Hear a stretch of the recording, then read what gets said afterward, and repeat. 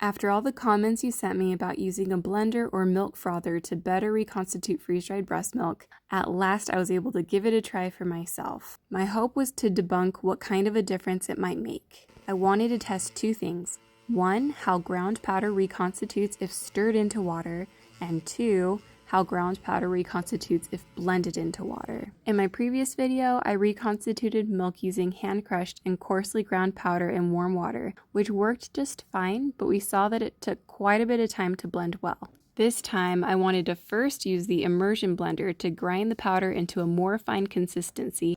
Just for reference sake, I warmed the water to about 99 degrees Fahrenheit just prior to mixing the powder in. Then I stirred the ground breast milk powder using a spoon, just like I had in my previous video. You can see that the powder granules dissolve more readily than the coarse powder did. Looks like you guys called it. Next, I wanted to see if using an immersion blender would make the reconstituted texture more homogeneous, like the pre-freeze-dried version of human milk. I turned it to the lowest blend setting and mixed for about 8 seconds. I had no rhyme or reason to how long I blended, other than I wanted it to be thorough.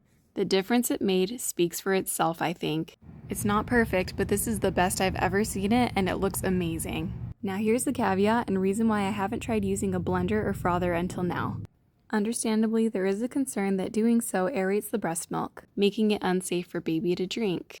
It is often recommended to simply swirl the powder and water together to avoid excessive aeration and subsequent gas and discomfort in the baby. I want to make it clear that I am no expert in this, so you can fact check me, that babies tend to move gas through their digestive system much more effectively as it matures, usually at around 4 to 6 months old.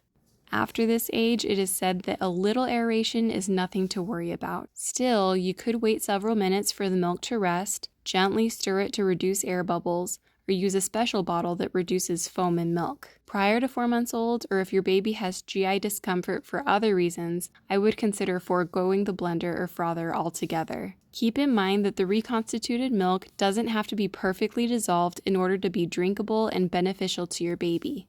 As far as I can tell, it is more of a nuance than a necessity in the end. Is there a blender or frother that you absolutely love? Please let us know what it is and why you like it in the comments below.